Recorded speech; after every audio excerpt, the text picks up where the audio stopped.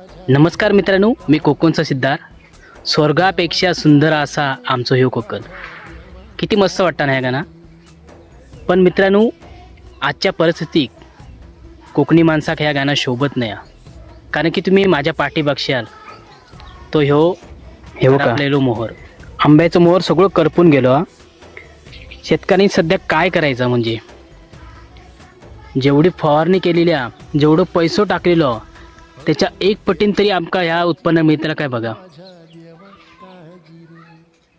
नक्की कोकणातल्या माणसानं खायचं काय. फेब्रुवारी महिना संपा किलो तरी फळांची साईज बघा, आता काहीच राहिला नाही हो.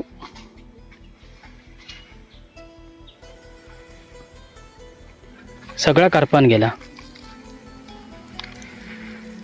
निदान जे पैसे घातलेले आहेत, खत पाणी झाला, त्याचे पण पैसे इले ना तरी खूप अशी आपल्या शेतकऱ्याची व्यथा झालेली आहे.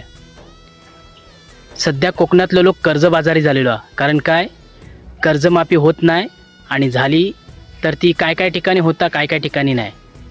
त्यामुळे सध्या कोकणी माणूस खूप त्रस्त झालेलो. देवाक फक्त एकच मागणी आहे, ह्या जा नुकसान त्या कोकणी माणसाक सहन करूचा फक्त शक्ती दे.